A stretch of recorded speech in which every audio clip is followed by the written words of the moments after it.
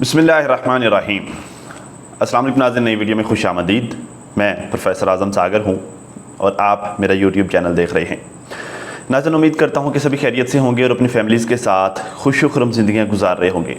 अल्लाह ताला यूँ ही सभी को हंसता, मुस्कुराता, खिलखिलाता, खुश और आबाद रखे। नाज़रीन, मैंने आज कुछ वीडियोज़ देखी हैं और कुछ लोगों के मैंने कॉमेंट्स रीड किए हैं। कहा यह जा रहा है कि कौसर जब से सितारा की ज़िंदगी में आई है ना, तो सितारा की ज़िंदगी बदल गई है, सितारा का वक्त बदल गया है, सितारा के हालात बदल गए हैं। अक्सर लोग, अच्छा वैसे हेटर साइड का जो है वो ज़्यादातर ये पॉइंट ऑफ व्यू होता है कि जब से कौसर सितारा की ज़िंदगी में आई है। मैं आज आपको ये वाली बात बहुत अच्छे तरीके से क्लियर कर देता हूँ कि असल में होता क्या है। देखिए, मैं सारी बातें करने से पहले एक सवाल आप लोगों से करना चाहूँगा। आई होप कि मुझे बग़ैर गाली दिए, बग़ैर जो है वो अखलाकियात के दायरे से बाहर गए, मुझे इस बात का जवाब बड़े अच्छे से दिया जाएगा। देखिए, हर इंसान का अपना नसीब होता है, हर इंसान अपना नसीब खाता है, अल्लाह का दिया खाता है। ठीक है, सवाल यहाँ पे ये पैदा होता है कि अगर कौसर के नसीब इतने ही अच्छे थे, मेरा कोई इख्तलाफ नहीं है, ना मैं जो है वो कौसर से नफ़रत करता हूँ, ना मैं जो है वो कोई अपने दिल में कौसर के लिए कोई बुराई रखता हूँ, नहीं, ऐसी कोई बात नहीं है। बट फैक्ट है, सवाल ये है कि अगर कौसर के नसीब इतने ही अच्छे थे, अगर कौसर किस्मत की इतनी ही धनी थी, तो साजिद के साथ शादी से पहले कौसर अपने वालिदैन के साथ रह रही थी। उनके हालात क्यों नहीं बदल गए? उनका रिज़्क क्यों नहीं बढ़ गया? उनकी किस्मत अच्छी क्यों नहीं हो गई? कौसर के छोटी बहनों की शादी हो गई, कौसर की शादी नहीं हुई, लेट हुई। ठीक है, मतलब दूसरी छोटी बहनों की शादी हो जाने के बाद भी कौसर अपने वालिदैन के साथ रही, लेकिन वालिदैन का वक्त नहीं बदला। वो पहले भी गुर्बत की ज़िंदगी गुजार रहे थे, वो आज भी गुर्बत की ज़िंदगी गुजार रहे हैं। ठीक है, मतलब इतने भी माड़े नहीं हैं, बट बहुत अच्छे भी नहीं हैं। ठीक है, मतलब जैसे सितारा को जो है वो माशाल्लाह से चांदनी लग गई, सितारा जैसे माशाल्लाह से सितारों पे चलने लगी, तो कौसर के वालिदैन क्यों नहीं चले भाई, अगर वो नसीब की इतनी अच्छी थी? ये सवाल है मेरा, मतलब कोई इख्तलाफी नोट नहीं है, ना मेरा कोई जो है वो क्रिटिसिज्म है, बस ये मेरा सवाल है कि भाई अगर नसीब यहाँ पर आकर अच्छा है तो वहाँ पर क्यों नहीं अच्छा हुआ भाई? अगर नसीब ने यहाँ पर आकर रंग दिखाए हैं तो अपने बाप के घर पे रंग क्यों नहीं दिखाए? सवाल ये पैदा होता है। ठीक भाई, देखिए बात ये है कि ऐसा नहीं होता कि जो है वो कौसर का नसीब अच्छा हो गया तो उस वजह से उसके हालात बदल गए। या देखिए, हर किसी को ना उसके नसीब का लिखा हुआ मिलता है, हर किसी को उसके हिस्से का रिज़्क मिलता है। ये अल्लाह ताला की तरफ से ये डिसाइडेड होता है कि कब किसको कितना कैसे मिलना है। ठीक, ये अल्लाह ताला की तरफ से तय होता है। मेरे नसीब में जब जहाँ से जैसे जितना लिखा होगा वो मुझे वैसे मिल जाएगा। मैं अपनी कोशिशों से अपने नसीब से ज़्यादा ले नहीं सकता, मतलब मैं अपनी कोशिशें करके अपने नसीब से ज़्यादा मैं ले नहीं सकता। ठीक है, और मेरे नसीब से कम मुझे मिलेगा नहीं। अल्लाह की ज़ात ने मेरे साथ वादा किया है, मुझे वो मिलेगा जो मेरे नसीब में लिखा हुआ है। ठीक है ना, तो बात ये है कि सितारा के नसीब में ये सब लिखा हुआ था, उसको रिज़्क मिलना, उसके रिज़्क में फरावानी होना, ठीक है, उसकी ज़िंदगी में जो है वो मुआशी तौर पर खुशहाली आना, ये अल्लाह ताला की ज़ात ने उसके नसीब में लिखा हुआ था, जो कि उसको मिल के रहना था। ठीक, और ये इस प्रोसेस के थ्रू मिलना था, ये ऐसा लिखा होना था। तो आप काइंडली जो है वो ये मत इमेजिन करके बैठ जाएं कि कौसर के आने की वजह से, कौसर के नसीब की वजह से उसके हालात बदल गए। ये कंट्रोवर्सी बाज़ क्रिएट हो जाती है, मैं इस चीज़ से इख्तलाफ नहीं करूँगा। कंट्रोवर्सी बाज़ क्रिएट हो जाती है, एक नेचुरल अमल है। भाई आप सड़क पर चलते हुए जा रहे हैं, कहीं पर जो है दो लोग आपस में मुठभेड़ हो गई है, लोग खड़े होकर देखने लग जाते हैं कि भाई यहाँ पर क्या हुआ है। मतलब ये तजस्सुस होता है, इंटरेस्ट होता है। तो भाई यहाँ पे लड़ाई झगड़ा जब होता है, जैसे सनिया का और जो है वो जब फातिमा की लड़ाई होती है, लोगों को जो है वो तजस्सुस होता है, लोग देखते हैं। अब दीदी की और नाना की लड़ाई चल रही है, लोगों को तजस्सुस है, लोग देख रहे हैं। तो भाई एक तजस्सुस होता है, बट आप ये नहीं कह सकते कि उसके नसीब की वजह से उसको मिल रहा है। हर किसी को उसके अपने नसीब का मिलता है भाई। कौसर को उसके नसीब का मिलता है, सितारा को उसके नसीब का मिल रहा है, आपको, मुझे, सबको, पूरी दुनिया को उसके हर किसी के अपने नसीब का मिलता है। मुझे किसी और के नसीब का थोड़ी मिलेगा, मुझे मेरे नसीब का मिलेगा जो अल्लाह ने मेरे लिए लिखा है। ठीक है, ये एक बेसिक सी चीज़ आप काइंडली समझ लीजिए।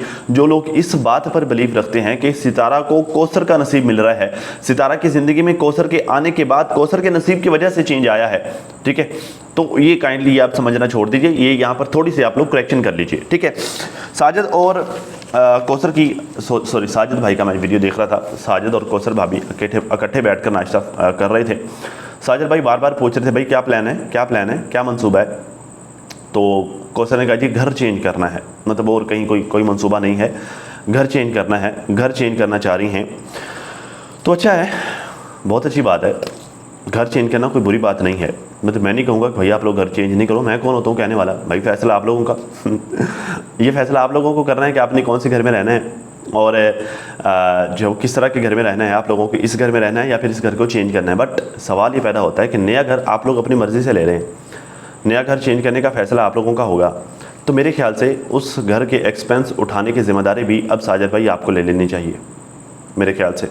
क्योंकि देखिए ये मेरा ज़ाती ओपिनियन है, मतलब ऐसा नहीं है कि मैं जो है वो खामखा किसी के ऊपर मेरा ओपिनियन मैं थोप रहा हूँ। आप लोगों का एग्री करना या डिसएग्री करना आप लोगों का राइट है, बट ये मेरा ज़ाती ओपिनियन है।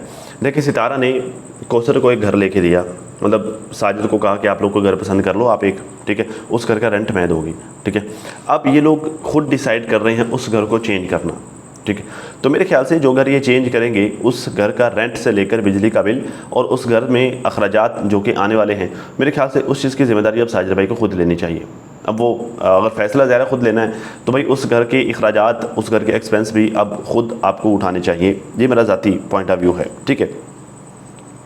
खैर यहाँ पर जो है वो एक मैंने जो है वो कॉमेंट मैंने रीड किया था नैनी ग्रोवर आंटी का, नानी आंटी का, मैं अक्सर इनको जो है नैनी आंटी कहा करता हूँ। तो खैर कहती हैं जी, खैर ये जो है वो मुझे बिल्कुल जो है वो अपने बच्चों की तरह ही प्यार देती हैं, अल्लाह ताला जो है वो इनका साया हमेशा हमारे सरों पे कायम रखे तादेर। खैर कहते हैं जी कुछ दिन इधर कुछ दिन उधर, मतलब ये इस तरह की कोई बात कर रही थी नौशीन सिस्टर, जिसमें जो है उन्होंने कमेंट किया, कहते हैं कुछ दिन इधर कुछ दिन उधर रहने वाला सीन करना चाह रही है कौसर, ये नौशीन सिस्टर ने कहा। नैनी आंटी कहती हैं जी कुछ दिन इधर और कुछ दिन उधर वाला मामला नहीं चल सकता नौशी, साजिद पे अपने बच्चों की जिम्मेदारी है। बिल्कुल बात ठीक है, मतलब जो है वो चले जब साजिद इधर सितारा वाली साइड पे चंद दिन रहेगा तो उस वक्त तो जो है वो बच्चों की ज़िम्मेदारी पूरी करते रहेगा, बच्चों को लेके आना ले जाना, बच्चों को बीमार शिमार कोई इस तरह के मामला, ठीक है, किसी को जो है वो कहीं लेके जाना है या किसी के लिए कुछ चीज़ लेके आनी है, किसी बच्चे का क्या मामला है, किसी का क्या मामला है, तो ये ज़्यादा जिम्मेदारियाँ होती हैं वालिदैन पर, बाप पर जो है इस तरह के मामला की ज़िम्मेदारी होती है। तो ये साजिद भाई की ज़िम्मेदारी भाई ये उसी ने पूरा करना है। अगर जो है वो सितारा कौसर के पास रहने के लिए मतलब चंद दिन रहने के लिए जाएगा तो ज़रा ये वाली ज़िम्मेदारियाँ कौन पूरी करेगा। एक तो वो घर चेंज करने का सोच रहे हैं, एक तो वो जो दूर जाने का सोच रहे हैं, तो आना जाने में प्रॉब्लम होगी, स्कूल लेके आना जाना। मेरे ख्याल से मैं एक सजेशन दे सकता हूँ, मतलब मैं ज़रा मेरी अपनी थाट्स होती हैं, मैं एक सजेशन दे सकता हूँ, अमल करना है या नहीं करना वो जो है वो इन लोगों की मर्ज़ी होगी, बहरहाल आप लोग अपनी राय का इज़हार लाजमी कीजिएगा। देखिए होता ये है कि मर्द डेली सुबह को घर से कमाने के लिए निकलता है, ठीक है, सारा दिन वो अपने ऑफिस में या फिर अपने काम की जगह पर गुजारता है और शाम को वापस घर पे आता है। घर क्या होता है जहाँ पे आपकी बीवी आपके बच्चे आपका वेट करते हैं, ठीक है, और वो आपकी ज़िम्मेदारी होते हैं।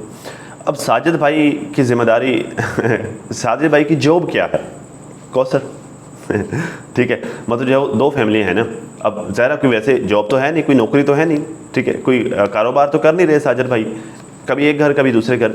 तो साजिद भाई को ये रूटीन बनानी चाहिए कि जो है वो दिन का मतलब सुबह रात वो इधर सितारा वाली साइड पे गुजारें, ठीक है, सुबह को वो उठें, बच्चों को स्कूल छोड़ना है बच्चों को स्कूल छोड़ें, ठीक है, और जो है वो नाश्ता वगैरह करके सारे मामला करके जो ज़रूरत की चीज़ें वो ला दे करके, ठीक है, जैसे बंदा जो है दिल्ली सुबह ऑफिस जाता है या फिर दिल्ली अपने काम को निकलता है, वो वहाँ से निकल और कौसर के घर चले जाएँ, ठीक है, दिन सारा वहाँ पर गुजारे, शाम को बच्चों को ट्यूशन का टाइम है वहाँ से आएँ, बच्चों को उठाएँ ट्यूशन डालें, ठीक है, और फिर जो है ट्यूशन से वापसी पर बच्चों को घर लेते हुए घर वापस आ दें। दिन सारा कौसर के साथ, रात फिर सितारा के साथ, वहाँ से जो है वो अगले दिन सुबह से फिर सेम रूटीन, नाश्ता पानी वगैरह सारे मामला। ये एक आइडिया है, एक सुजेशन है, इससे जो है वो इनकी रूटीन एक ठीक बन सकती है, इनकी अच्छी रूटीन बन सकती है।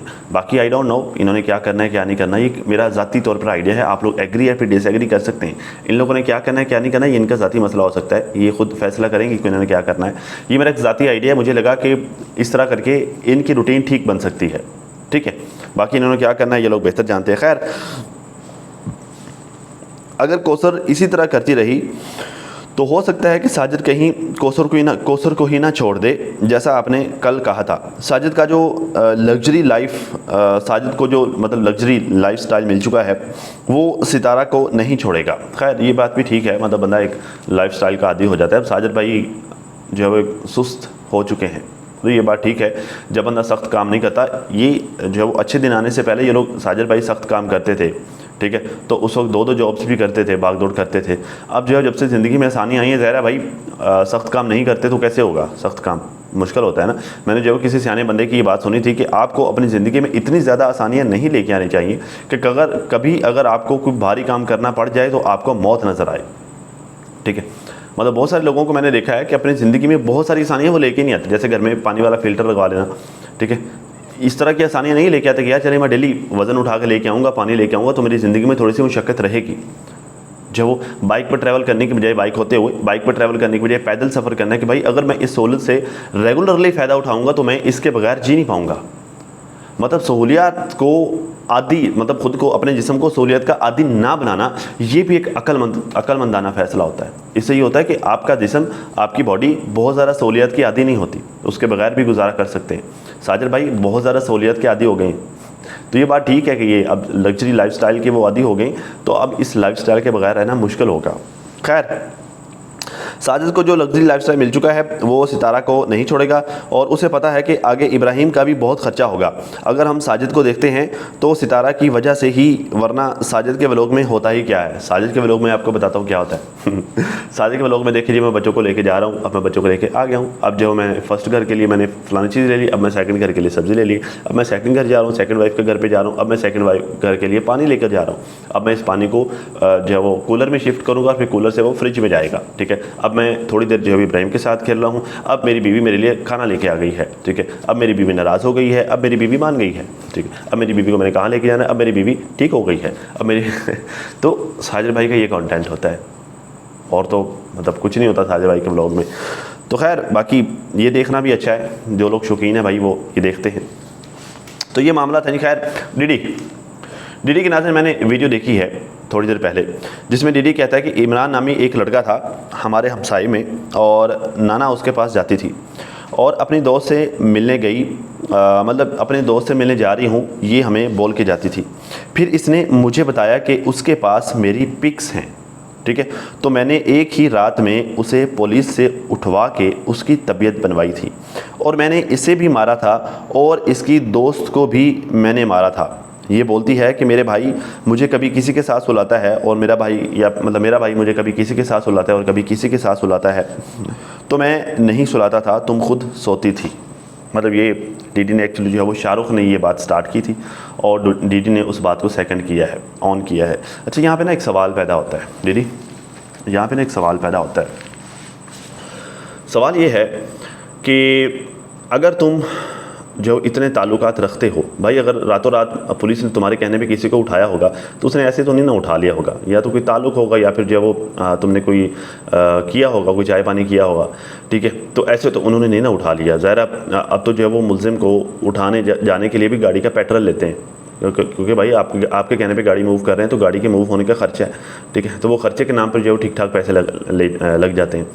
तो भाई बात यह है कि अगर आपके इतने ताल्लुकात हैं कि आपने रात रात अपने हमसाये को उठा के उसकी जो है वो तबीयत भी बनवा दी, ठीक है। तो अब जबकि आपके पीछे गुंडे लगे हुए थे, अब जबकि आपके घर पे पुलिस छापे मार रही थी, उस वक्त आपके वो ताल्लुकात आपके काम क्यों ना आए भाई? अगर आपके भाई देखिए, रातों रात एक बंदे को उठवाना, उसको जो फैंटी लगवा के उसको वापस घर भी छुड़वा देना, ये छोटा सा काम नहीं है। मतलब इस काम के लिए अच्छे खासे रिसोर्सेज इस्तेमाल होते हैं। जबकि आप एक सिविलियन हो, आप एक आम बंदे हो, तो ये काम करने के लिए आपको ठीक ठाक रिसोर्सेज इस्तेमाल करने पड़ते हैं। तो अगर आपके इतने रिसोर्सेज हैं, जो कि इसने अपनी आज वाली वीडियो में बोला भी है कि नहीं मेरे ठीक ठाक रिसोर्सेज हैं, तो फिर अब जो है वो तुम उससे जो है वो यूँ भगोड़ों की तरह भाग कर क्यों यहाँ पर आ गए हो? सवाल ये पैदा होता है। या तो तुम ये वाली बात झूठ बोल रहे हो, या अब वहाँ से इस तरह आने वाली बात झूठ बोल रहे हो। मैंने अपनी कल या फिर परसों वाली वीडियो में मैंने ये बात की थी कि कहीं ऐसा तो नहीं है कि तुम घर चेंज करने वाले मामले को सिर्फ ट्रेंड के तौर पे चला रहे हो, असल में तुम्हारे साथ वो सब ना हुआ हो जो सब कुछ तुम बता रहे हो, ठीक है। तो सवाल है, मतलब मैं कोई क्रिटिसाइज़ नहीं कर रहा, सवाल है, सवाल करना तो हमारा राइट है ना, मतलब सवाल तो हम कर सकते हैं ना। बाकी इससे हट के, बाकी इससे आगे का जो व्लॉग था, ये वाली बात के आगे का जो व्लॉग था, आज इसने बगैर किसी गाली गलौज के नाना को समझाया है, ठीक है, और इस बात को अप्रिशिएट करना चाहिए। मतलब अगर तुम शुरू से जिस तरह से तुमने आज वाले व्लॉग में बात की ना, आज वाली रिएक्शन में, ये जिसका तुमने ये टाइटल लगाया था कि जी नाना के पिक्स की रियलिटी, वो सारी बातें, तो आज वाले ब्लॉग में जिस तरह से तुमने बात की और नाना को समझाया है ना, अगर तुम इस तरह से शुरू से चलते तो मैं तुम्हें तुम्हारे इस काज में सपोर्ट करता। लेकिन तुमने जो है वो अपनी बहन को और अपनी माँ को दोनों को नंगा किया, दोनों को जलील किया और रुसवा किया, ठीक है, और जो है वो दोनों के यार बनाए, ठीक है, और जो है वो तुमने पता नहीं किस किस के साथ अपनी बहन को सुलाया, फिर जो है वो तुमने जो है वो हर किसी को कुत्ता बिल्ला कंजर दल्ला पता नहीं क्या क्या तुमने बना दिया, ये सारा कुछ किया। तो इस वजह से मैंने तुम्हें क्रिटिसाइज़ किया। अगर तुम प्यार से बात करते, तरीके से एक भाई के तौर पर उसे समझाते, देखिए और लोग गालियाँ दें, और लोग क्रिटिसाइज़ करें, और लोग सख्त अल्फाज करें, उनका बनता है, वो कर सकते हैं, तुम नहीं कर सकते, तुम भाई हो, ठीक है। अगर तुम एक भाई होते हुए अपनी बहन के ऊपर गंद उछालोगे, उनको गंदा करोगे, तुम्हारा खूनी रिश्ता है, तो इस चीज़ को हम अप्रिशिएट नहीं कर सकते, इस चीज़ को हम कतन जो है वो नहीं आपको तुम्हें अप्रिशिएट कर सकते कि जो है तुम ये अच्छा काम कर रहे हो, क्योंकि भाई सोसाइटी में गलत मैसेज जाता है। क्या भाई ऐसे होते हैं? ऐसे तो भाई नहीं होते।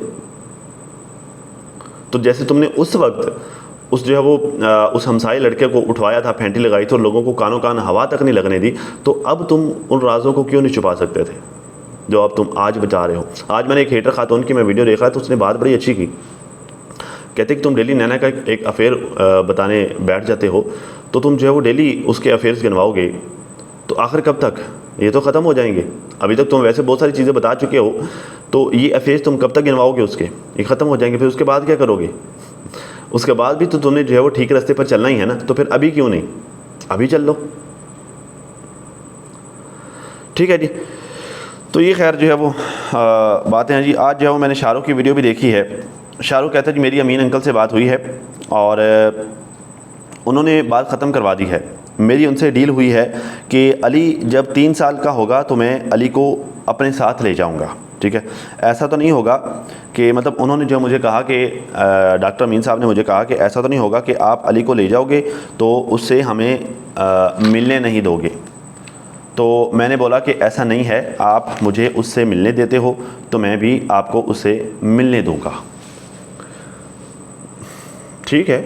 मतलब जो है वो अगर ऐसा है अली के मामले में, अगर ये ठीक है तो ये मेरे ख्याल से ये बात ठीक है, डॉक्टर साहब ने ये फैसला ठीक किया है। लास्ट वीडियो में मैंने जो है वो थोड़ा सा इनको क्रिटिसाइज़ किया था, मेरे ख्याल से शायद उसका असर हुआ है, या शायद ये पहले ही कर रहे थे और बातें अब सामने आई हैं, ठीक है। तो बल ठीक है, डॉक्टर साहब ने काम ठीक किया। देखिए बात पता क्या, इस सिचुएशन में राइट नाउ मैं पिछले 3-4 वीडियोज़ में बात बोल चुका हूँ कि शाहरुख अली को अफोर्ड नहीं कर सकता, ठीक है।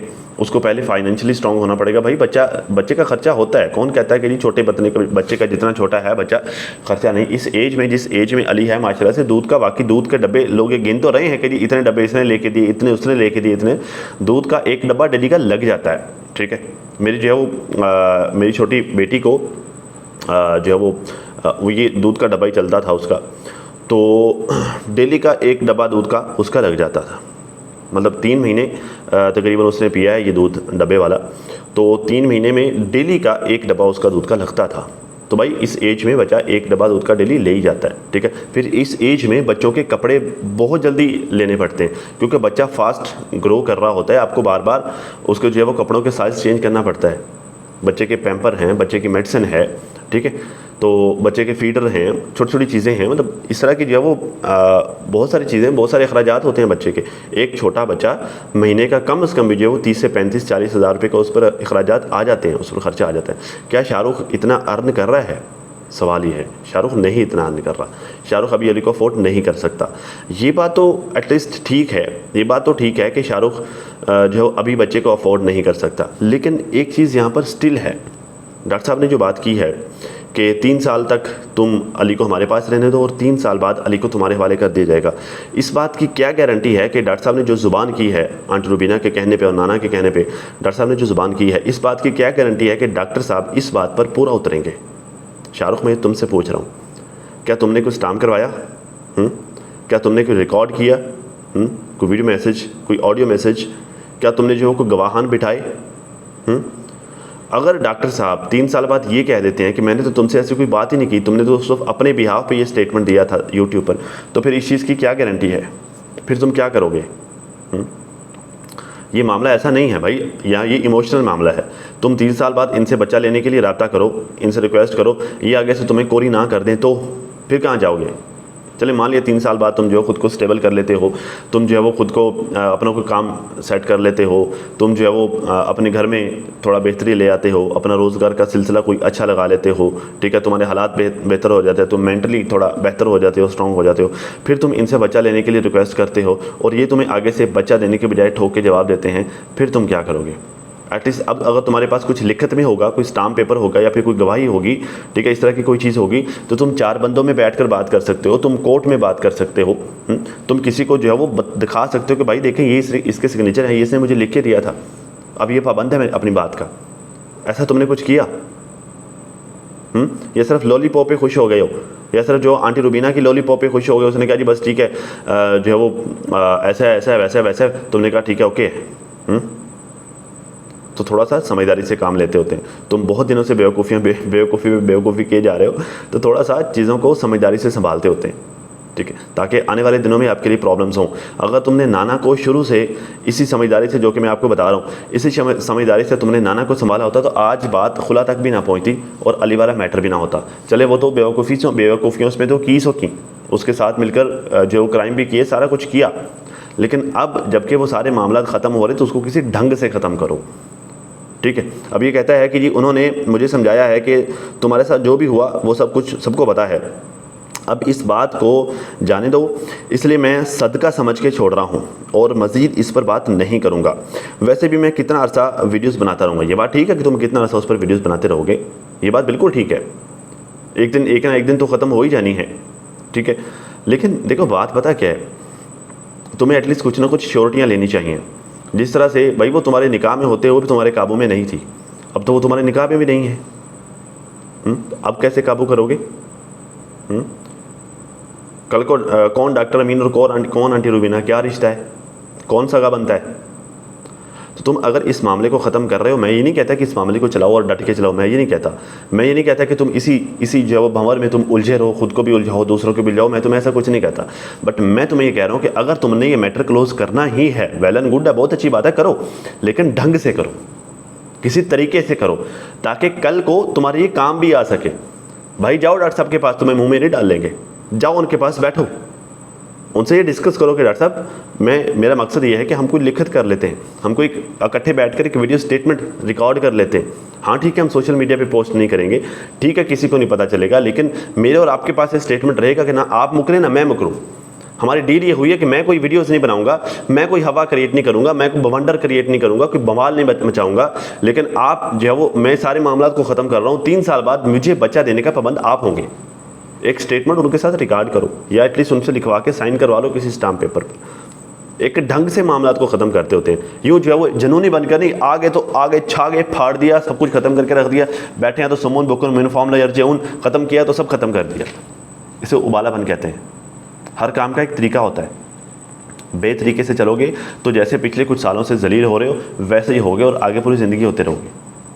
हर बंदे को जो है वो धक्कों से, ठड्डों से सीखना चाहिए, बजाय इसके कि जो है वो बंदा आंखें ही बंद कर ले। उन धक्कों से जो है वो खड्डों से सीखना चाहिए। अगर नहीं सीखोगे तो फिर सारी ज़िंदगी यूँ ही धक्के और ठड्डे खाते रहोगे। हमारा काम मशवरा देना है, बाकी तुम्हारी अपनी मर्ज़ी। तो खैर नाज़रीन, चीज़ें और भी बहुत सारी हैं, मामला और भी बहुत सारे चल रहे हैं, लेकिन जो इस वीडियो में नहीं डिस्कस करूँगा, बहुत ज़्यादा लंबी हो गई है वीडियो, 23-24 मिनट की तो ऑलरेडी हो गई है। अब इसमें जो मैं और चीज़ें इंक्लूड करूँगा तो बात 35-40 मिनट तक चली जाएगी। तो ज़्यादा लंबा नहीं करते वीडियो को, बस यहीं पर एंड करते हैं। और बाकी इंशाल्लाह नेक्स्ट वीडियो में और भी बहुत सारी चीज़ें इस वक्त चल रही हैं जिनको मैं डिस्कस करने वाला हूँ। तो खैर अगर अभी तक आप लोगों ने सब्सक्राइब नहीं किया तो कर लीजिए, ताकि जो है वो चीज़ें मैं नेक्स्ट वीडियो में डिस्कस करने वाला हूँ आप लोगों तक बर वक्त पहुँच पाएँ। और वीडियो को लाइक करना बिल्कुल फ्री है, वीडियो को लाइक कर दीजिए और साथ जो है वो कमेंट सेक्शन में अपनी राय का इज़हार भी लाजमी कीजिए, क्योंकि आपकी राय मेरे लिए बहुत मैटर करती है। मैं आपकी राय से बहुत ज़्यादा जो है वो नोट्स लेता हूँ, मैं आपकी राय से बहुत सारी चीज़ें सीखता हूँ और मेरे नज़दीक आपकी राय बहुत इंपॉर्टेंट है अगर इखलाकियात के दायरे में रह कर दी गई हो। तो अब तक के लिए नाज़रीन इतना ही। अपने और अपनी फैमिली का बहुत ज़्यादा ख्याल रखिए और साथ अपनी दुआ में मुझे भी लाजमी याद रखिएगा। मिलते हैं किसी नई वीडियो में, तब तक के लिए अल्लाह हाफ़िज़।